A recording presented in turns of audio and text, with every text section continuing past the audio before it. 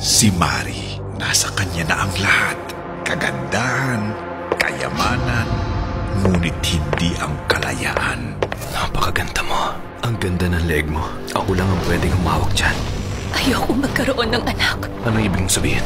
Ikukulong mo ko pagkatapos kong manganak. Hanggang kailan siya nakakulong sa pag-ibig ng kanyang asawa? Nag-report ako sa police station pero wala ring nangyari. Marami na akong pinuntahang lawyers. Wala ni isang pumanig sa akin dahil kinausap na ni Franco ang mga yun. Ano bang masama kung maging selfish ang pagmamahal at pagpapahalaga ko sa'yo? Ganun naman ang lahat. Ang gamitin ng kapangyarihan para durugin ang asawa. Kapag hindi na tama ang pagmamahal, talagang nakakasakal. Tandaan mo to. Ang mama mo na pinakamamahal mo ay nasa akin. Franco, parang awa mo na, hayaan mo na ako makahinga. Sir, hindi namin makita si ma'am. Magpadala ng mga tao sa location sinand ko. Bilis! Tayo na! Mari yun. Paalam. Ayun! Hindi pwedeng patay na siya. Hindi ka pwedeng mamatay. Hindi! Mari! Mari! Hindi ko na kayang mabuhay gamit ang mukhang ito. Tulungan mo ako. Kailangan ko magpalit ng mukha para mabuhay ako. From the first and true home of Asian novelas comes a story of love and obsession. Mari, hindi ka pumunta dito para mamatay. Buhay ka. Nasaan ka? Ang mukhang noon ay may tinatakasan. Ngayon ay mukhang may kalayaan. Doc, gusto ko ang mukhang to.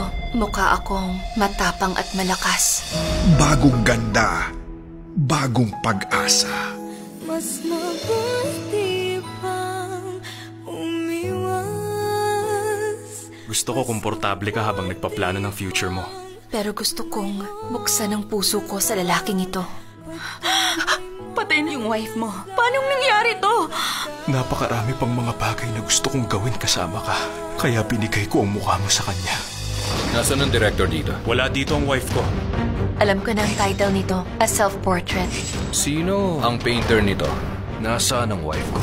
Kailangan kong malaman kung asawa mo talagang babae sa loob. Pag hindi mo pinakita sa akin ngayon ang... May bisita tayo. Meron kang kailangan. Tingin mo pa tatawarin ka niya matapos mong baguhin ang mukha ng asawa niyang obsessed siya? Hindi ka makakalayo sa impyerno. Ipakita mo sa kanila ang kapangyarihan mo. Kung tuso ang kalaban mo. Napakapamilyar ng mga mata niya. Sabihin mo kung anong itinatago mo sa akin. Ang ganda ng leg mo.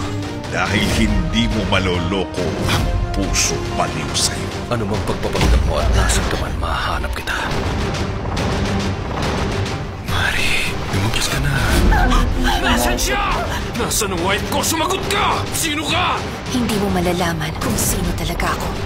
Love in sadness. Malapit na.